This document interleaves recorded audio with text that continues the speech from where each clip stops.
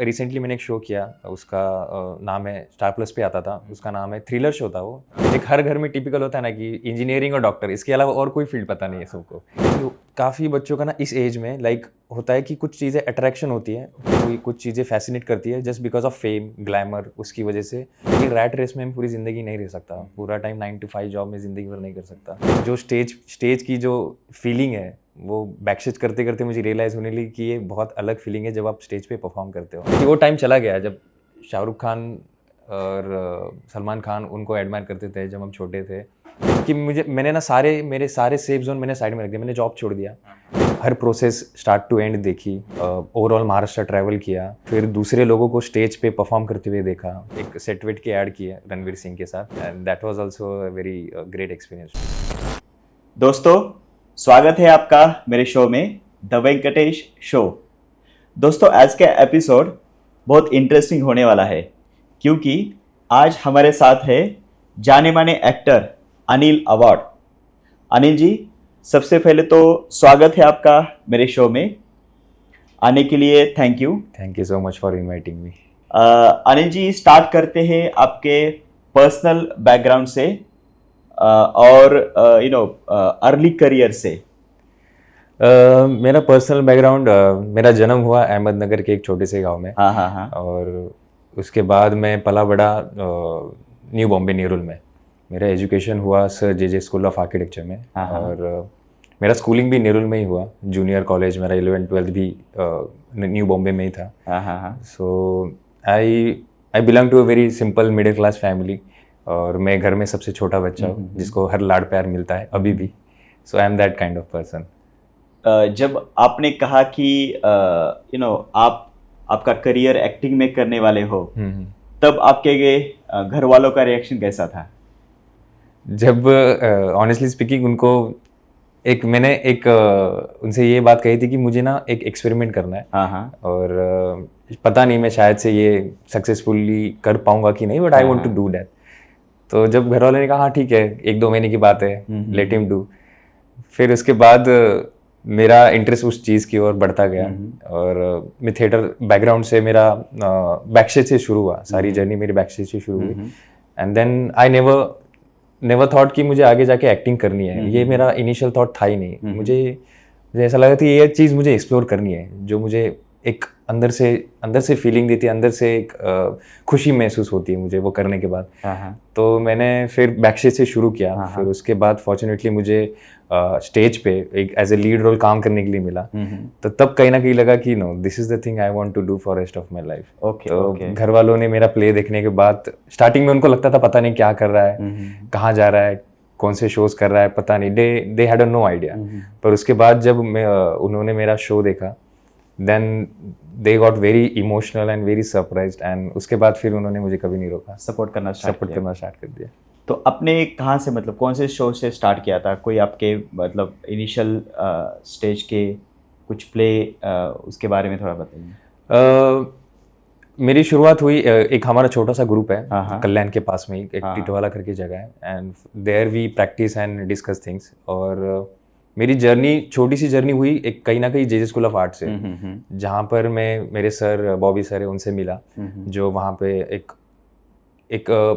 एक अच्छा किस्म का थिएटर होता है वो करते थे। He had a very good name theatre में तब।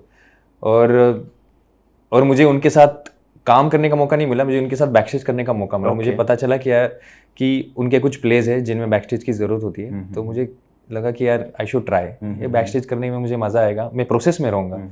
तो वो मेरा इंटेंशन था। फिर उसके बाद वो बैकस्टेज मैंने करीबन 3 साल किया। मैंने हर प्रोसेस स्टार्ट टू एंड देखी, ओवरऑल महाराष्ट्र ट्रैवल किया, फिर दूसरे लोगों को स्टेज पे परफॉर्म करते हुए देखा, जब उनको जो रिस्पांस मिलता था। एंड उसके बाद जो स्टेज की जो फीलिंग है, वो बैकस्टेज करते करते मुझे रियलाइज़ होने लगी कि ये बहुत अलग फीलिंग है जब आप स्टेज पे परफॉर्म करते हो। तो वो बहुत मुझे इंस्पायर करने लगा कि मुझे ये करना है एक्सपीरियंस एक बार। तो सर ने मुझे एक चांस दिया, उन्होंने एक प्ले लिखा मेरे लिए जिसका नाम था स्टार। और उस प्ले के बाद फिर मेरी लाइफ कम्प्लीटली चेंज हो गई थी। और वो इमीडिएटली ऐसे नहीं था, और उसके पहले और एक छोटा सा प्ले था जो ये ना मेरा काफ़ी बड़ा कन्फ्यूजन था कि कि काफ़ी बच्चों का ना इस एज में लाइक होता है कि कुछ चीज़ें अट्रैक्शन होती है, ओके। कोई कुछ चीज़ें फैसिनेट करती है just because of fame, glamour, उसकी वजह से, और प्रैक्टिकल चीज़ें एक पीछे रह जाती है, कुछ अलग होती है। अलग होती है। हाँ, तो हम उस चीज़ को अट्रैक्ट कर लेते हैं कि जो ग्लैमरस है। तो Correct, मुझे वो अपने साथ एक्सपेरिमेंट करना था कि ये वाकई मेरा पैशन है हाँ, हाँ, हाँ। कि मेरा बस अट्रैक्शन है। Okay, okay. तो ये मुझे एक्सपेरिमेंट करना था। तो मैंने ये एक्सपेरिमेंट ऐसे किया कि मैंने ना मेरे सारे सेफ जोन मैंने साइड में रख दिया। मैंने जॉब छोड़ दिया। हाँ, हाँ। और मैंने जॉब छोड़ने के बाद फिर 1-1.5 साल जॉब करने के बाद 1-1.5 साल मैंने जॉब किया। उसके बाद मैंने फिर बैकस्टेज शुरू करने के बाद फिर मुझे रियलाइज़ हुआ कि नहीं, ये मेरा पैशन ही है, ये अट्रैक्शन हाँ, नहीं हाँ, है। हाँ। मैं लगातार इस चीज़ की और खुशी महसूस कर रहा हूँ, और Correct. I am feeling very much my self, जो कि मैं मिस कर रहा था अपने आप को। और ये मैंने कहा कि ये रैट रेस में मैं पूरी ज़िंदगी नहीं रह सकता। पूरा टाइम 9 to 5 जॉब में ज़िंदगी भर नहीं कर सकता। तो फिर तब मुझे रियलाइज़ हुआ कि this is not only attraction, this is my passion, so I have to pursue this. और फिर उसके बाद अभी तक मैं वही Yes, परस्यू yes. कर रहा हूँ। लेकिन आपके घर में कोई एक्टर या फिल्म इंडस्ट्री से नहीं है? नहीं, कोई नहीं है। Okay. And not only actor, architecture भी किसी ने नहीं किया। This is like art field हमारे घर में, ऐसे कि एक हर घर में टिपिकल होता है ना कि इंजीनियरिंग और डॉक्टर, इसके अलावा और कोई फील्ड पता नहीं है हाँ, सबको। हाँ। तो ये आर्किटेक्चर एक उनके लिए बहुत नया था, और इनिशियली मुझे आर्किटेक्ट ही बनना था। एक्टिंग का कहीं भी नामो निशान था ही नहीं। I never wanted to be that. But वो एक डेस्टिनी कहते हैं ना कि मैं जे स्कूल ऑफ आर्ट में गया ताकि मैं एक्टिंग में आ सकूँ। मैं वहाँ के लोगों से अटैच्ड हो गया, वहाँ से थिएटर से लगाव और बढ़ते गया। So I think that is what destiny is. और मेरे घर में कोई नहीं है एक्टर या फिर आर्किटेक्चर के रिलेटेड, कोई भी नहीं है। तो उसके बाद आपने कौन सा एक अच्छा प्रोजेक्ट कह सकते हैं हम लोग, या काइंड ऑफ आपका एक्टिंग का ब्रेक, एक ब्रेक कैमरा मिला ब्रेक आपको? You are saying. मेरा कैमरा ब्रेक एक रिसेंटली मैंने एक शो किया, उसका नाम है, स्टार प्लस पे आता था, उसका नाम है, थ्रिलर शो था वो, हाँ, हाँ। उसका नाम है कह दूँ तुम्हें। हाँ, हाँ। और उसका सारा शूट पंचगनी में हुआ था। So I Okay. Was there for 3 months, okay, और उसके हंड्रेड्स ऑफ एपिसोड हो चुके हैं and it's there on Hotstar. Okay. So वो मेरा एक बड़ा ब्रेक कह सकते हैं। छोटे मोटे अच्छा। बीच में काम करता था, एंड अपार्ट फ्रॉम दैट मैंने एक सेट वेट के ऐड किए रणवीर सिंह के साथ, हाँ, हाँ, हाँ। And that was also a very great experience to me. अच्छा, अच्छा। मुझे एक चीज़ पूछनी है, जो अगर किसी को एक्टिंग करियर में आना है, तो वो जो ऑडिशन पार्ट होता है, वो कैसे वर्क करता है? ऑडिशन का पहले ना, लॉकडाउन के पहले ये सब सारी चीज़ें अलग थी। और तब होता था कि ऑडिशंस के प्रोडक्शन हाउसेस में या फिर कास्टिंग के ऑफिसेस में जाना पड़ता था। Okay. लंबी लंबी लाइन लगानी पड़ती थी। ओके। मतलब मॉर्निंग में अगर कोई 9 का टाइमिंग दिया है कि इस टाइम पे यहाँ पे ऑडिशन होने वाला है, तो लोग 7 बजे से लेके वहाँ पर खड़े हो जाते थे। ओके। तो वो एक टाइम था कि जब लोग जाके वहाँ पे ऑडिशन देते थे, लाइन लगा के धूप में, फिर नंबर आता था, फिर ऑडिशन देते थे। कभी कभी नंबर भी नहीं आता था, पूरा दिन वैसे ही चला जाता था बेकार। पर after corona and after lockdown सब थोड़ा सा चेंज होने लगा, ओके। चीज़ें घर से होने लगी। अगर कोई भी ऑडिशन हो, सेल्फ टेस्ट हो, तो आप घर पे बैठ के आपको स्क्रिप्ट भेजते कि यू आर शॉर्ट लिस्टेड, तो आपको ये स्क्रिप्ट भेजनी है, तो आप घर से बना के भेज सकते हैं। तो वो एक ट्रेंड शुरू हो गया, तो लोगों को समझने लगा कि यार घर से भी चीज़ें हो सकती है। ओके। तो उसके बाद फिर प्रोसेस ऐसे हुआ कि आपका ऑडिशन आप भेजने के बाद वो शॉर्टलिस्ट करते हैं, फिर शॉर्टलिस्टेड ऑडिशन रखते हैं। अच्छा, अच्छा। तो वो एक हज़ारों एक्टर्स के बाद फिर सीधा 10-15 लोग शॉर्टलिस्टेड करके वो ऑफिसेस बुलाते हैं, और वहाँ पे फिर डिस्कशन या फिर ऑडिशन, लंबी लाइन कम हो गई। लंबी लाइन कम हो गई। और उसका एक एडवांटेज भी है, डिसएडवांटेज भी है।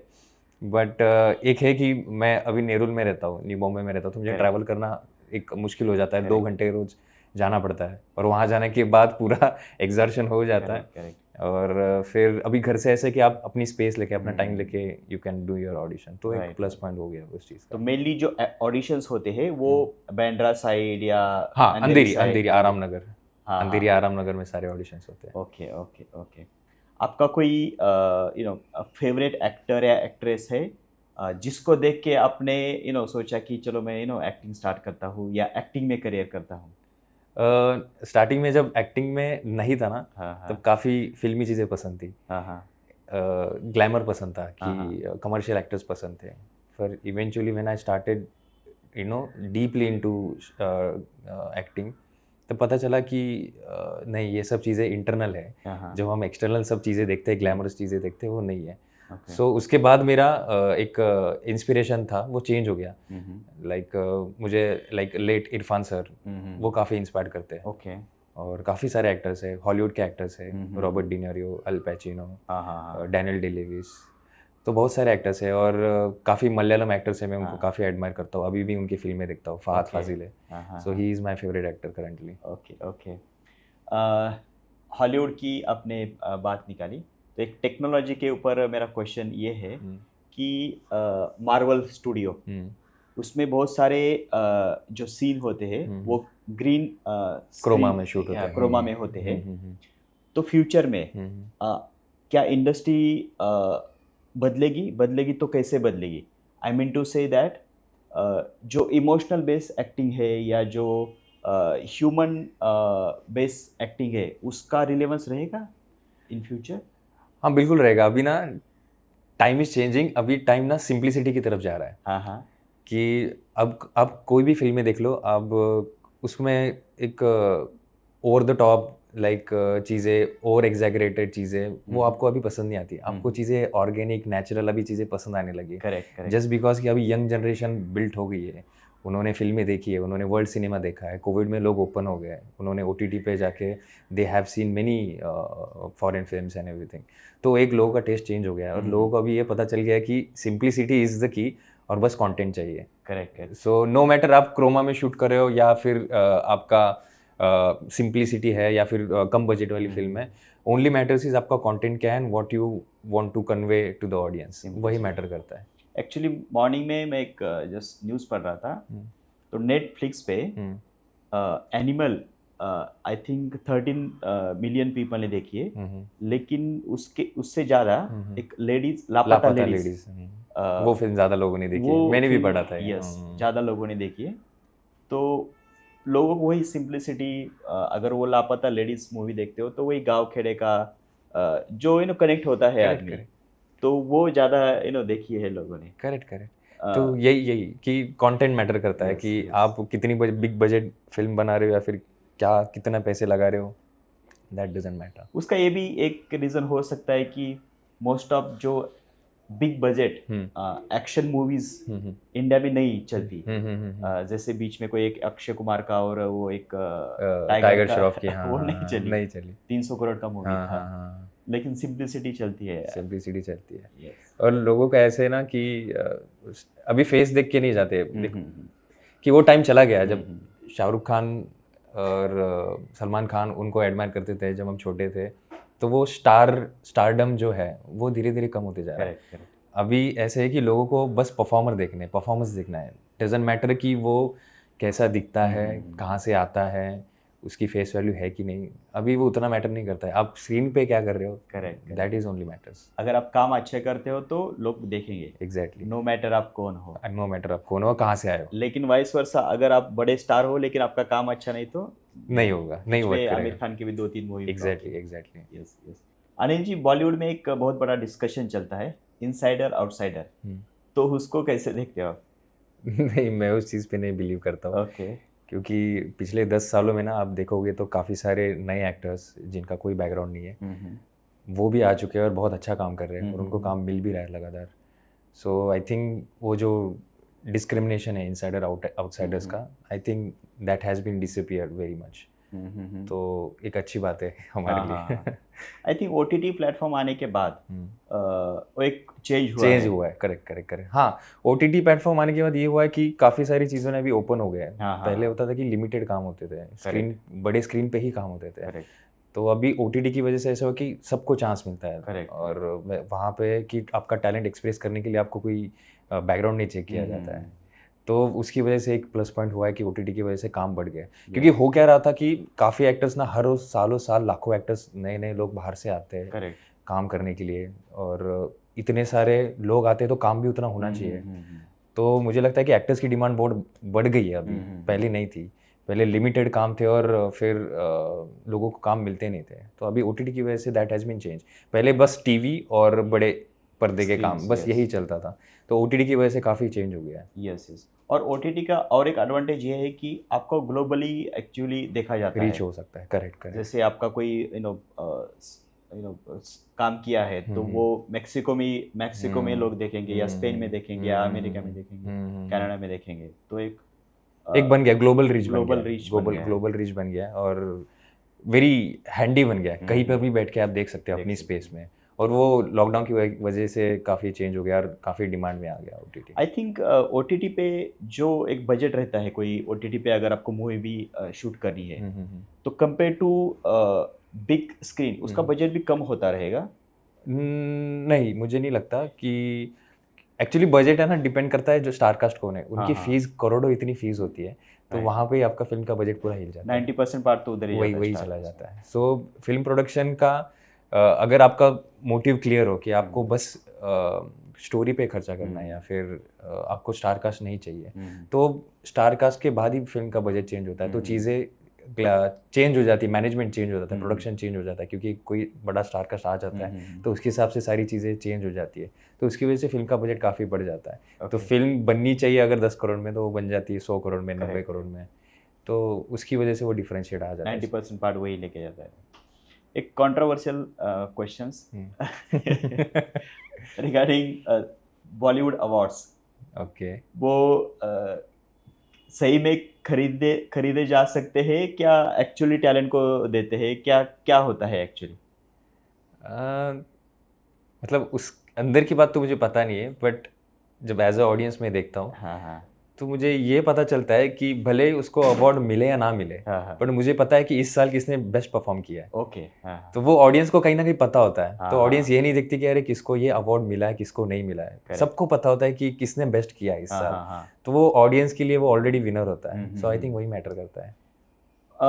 फॉर एग्जाम्पल जैसे एनिमल मूवी देखी मैंने, एनिमल मूवी में रणवीर कपूर का काम जो है या उसकी जो एक्टिंग है या उनकी जो एक्टिंग है मुझे बहुत अच्छी लगी। तो फॉर एग्जांपल अगर best actor award Ranbir Kapoor को जाता है तो वो अवार्ड का इफेक्ट उनके काम पे पड़ता है? पड़ता होगा, क्योंकि उनका मोटिव क्लियर है। ही इज लाइक उनको उस चीज़ से पड़ी भी नहीं। मुझे लगता है कि I am also fan of Ranbir Kapoor, honestly speaking. तो मुझे नहीं लगता उनको अगर अवार्ड नहीं भी मिला होता तो उनके काम पे कुछ इफेक्ट पड़ता है। उनका मोटिव क्लियर है, उनको क्या करना है उनको पता है। सो वो अवार्ड मिले या ना मिले उनको नहीं फर्क पड़ेगा। शायद से मेरा ये ओपिनियन है। लेकिन कोई न्यू कमर है या कोई आउटसाइडर है, उसको अगर अवार्ड मिलता है तो उसको जल्दी काम मिलेगा। हाँ, मोटिवेशन मिलता है, रिकग्नाइजेशन मिलता है, तो वो बहुत ज़रूरी होता है। आई थिंक इस साल animal best actor Ranbir Kapoor को मिला। एंड अभी 12th फेल आई थी, विक्रांत मैसी को भी बेस्ट एक्टर का क्रिटिक्स का अवार्ड मिला आई थिंक। तो हो रही है चीज़ें बैलेंस, कि किसी के साथ अन्याय या फिर न्याय ऐसा हो ही नहीं रहा है, और वो होगा ही। आगे जाके आप कुछ बोल ही नहीं सकते कि किसी के साथ अन्याय हुआ है नहीं हुआ है। आई थिंक बस अपना काम करो और आगे निकलो, और आपका यही काम है। और उसके बाद डोंट थिंक कि मुझे अवार्ड मिलना चाहिए कि नहीं मिलना चाहिए। ओनली हम आए किस लिए, हमारा मोटिव क्या है कि ऑडियंस को एंटरटेन करना, ऑडियंस को कुछ देना। तो उसके बाद अगर आप ऑडियंस को कुछ दे रहे हो, आपका काम हो गया। आपको फिर अवार्ड की एक्सपेक्टेशन या फिर उसके लिए काम करना इज रॉन्ग, और होना भी नहीं चाहिए वैसा। ओके, टेक्नोलॉजी कैसी चेंज हुई है? I mean how technology has changed the Bollywood और एक्टिंग फ्रेटर्निटी? मैंने ज़्यादा तो काम किया नहीं है, तो मुझे बेसिक ही चीज़ें पता है। अभी भी I am like little struggling, and हर बार मैं कुछ नई नई चीज़ें देखते जाता हूँ।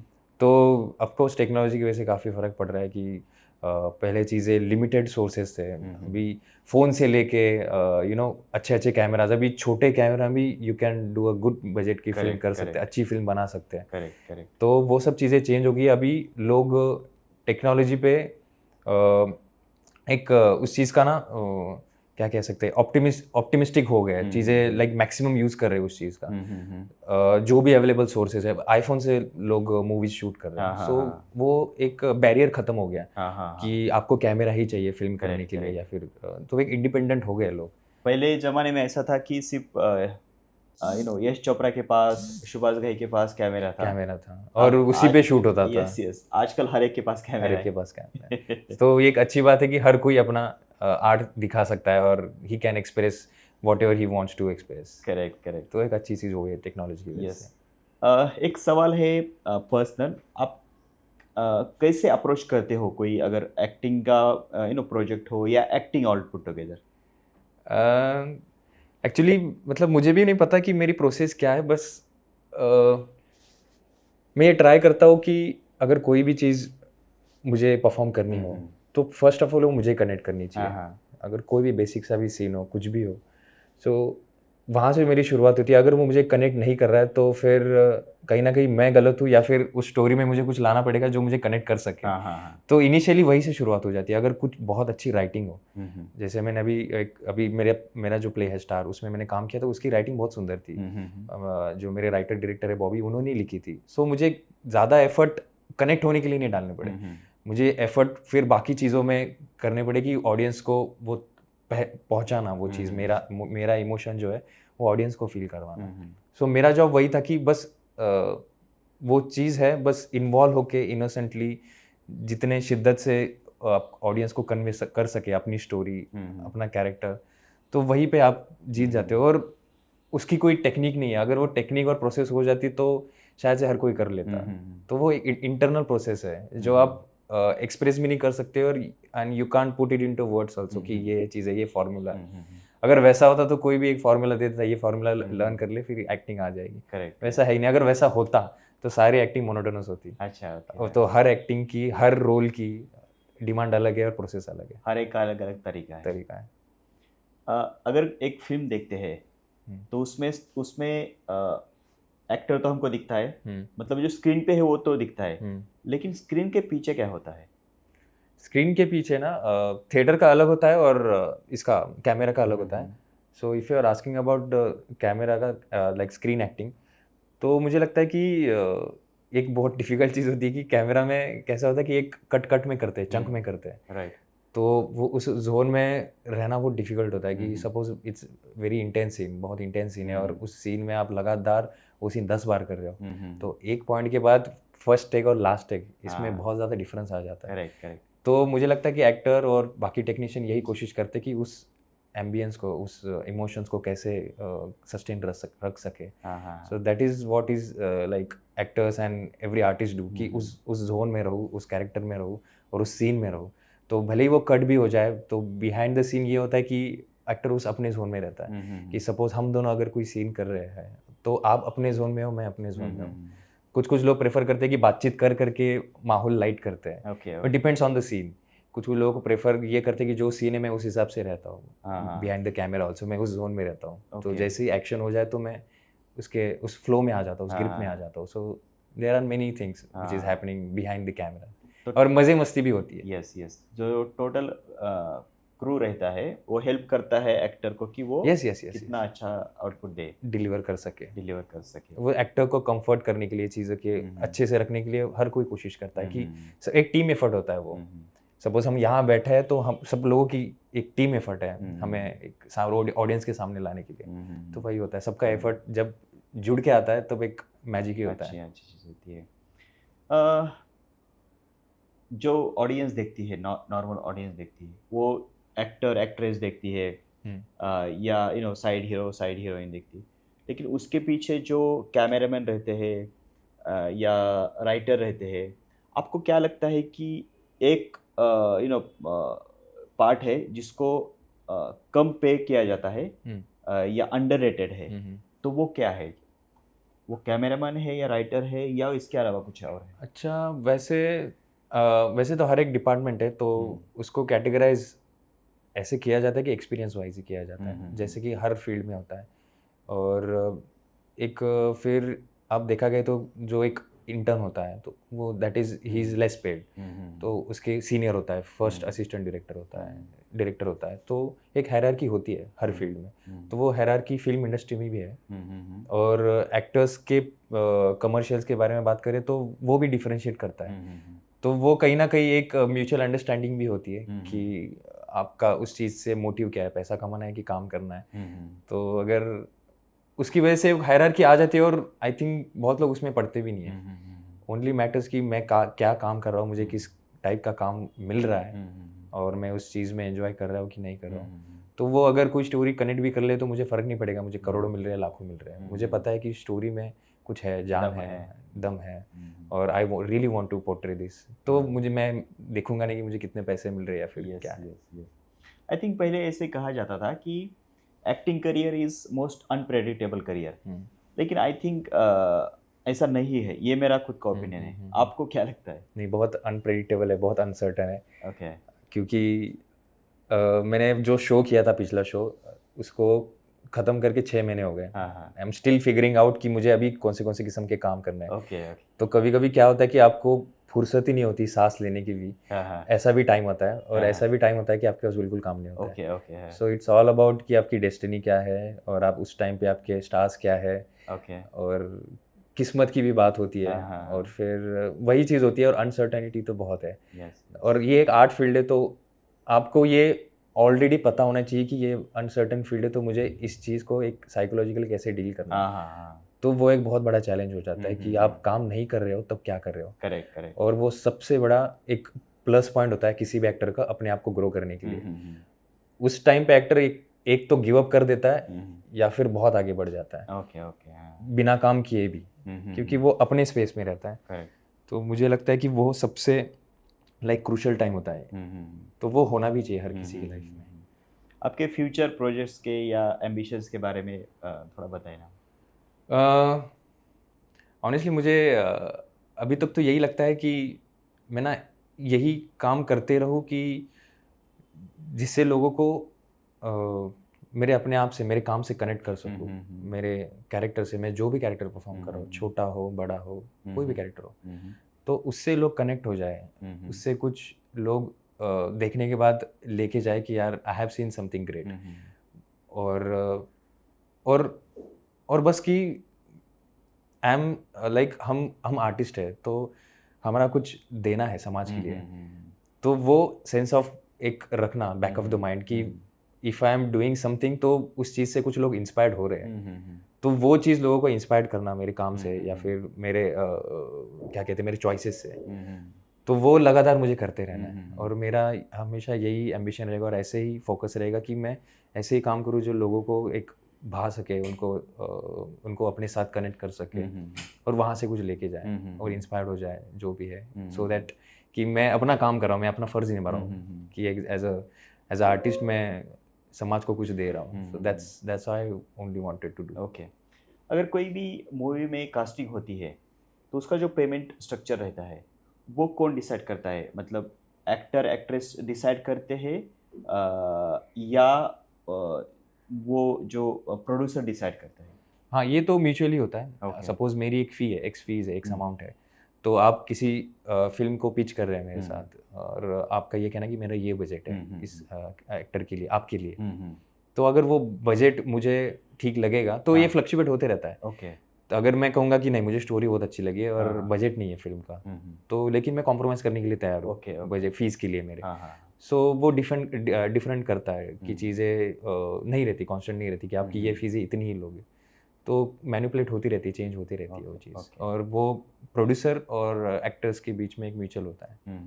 अनिल जी, इनिशियली आपने कहा कि आप एक आर्किटेक्ट हो, तो आर्किटेक्ट एक फील्ड छोड़ के आपने एक्टिंग कैसे चूज़ की? जब मैं जे स्कूल ऑफ आर्ट में था, तब मुझे कहीं ना कहीं स्टार्टिंग से था कि मुझे ये चीज़ अच्छी लगती है। तो ये नहीं पता था कि मैं, जैसे मैंने पहले कहा कि ये करियर के लिए चूज़ करूँगा, कि ये पता नहीं था। तो मैंने एक्चुअली आर्किटेक्चर की वजह से ही, मेरा जो अभी अप्रोच है, जो विजडम है, मुझे वो आर्किटेक्चर की वजह से ही आया है। सो इफ़ यू से कि मुझे कुछ लोग पूछते हैं कि आपने आर्किटेक्चर किया है क्यों, अगर आपको एक्टिंग करनी थी तो मेरा यही कहना रहता है, हमेशा मैं सेम जवाब देता हूँ कि मुझे जो विजडम और मेरी जो समझ है, मेरी अंडरस्टैंडिंग जो है एक्टिंग को लेके, मुझे आर्किटेक्चर से मिली है। अगर मैं आर्किटेक्ट नहीं होता तो मैं अच्छा एक्टर नहीं बन पाता, ये मुझे पता है। क्योंकि मेरी जो इंटरनल ग्रोथ है, जो मेरा अप्रोच है, मेरा आर्टिस्टिक अप्रोच है, किसी चीज़ों को देखने का नज़रिया है, वो आर्किटेक्चर की वजह से ही चेंज हुआ है। एक प्रोसेस होती है किसी भी बिल्डिंग को डिज़ाइन करने की। सपोज़ आप बिल्डिंग डिज़ाइन करते हो तो आपका इनिशियल थॉट आता है, फिर ऑन पेपर आप ड्राइंग्स बनाते हो, ढेर सारे स्केचेस बनाते हो, फिर उसके बाद जाके वो बिल्ड होके एक फाइनल आउटपुट बन जाता है।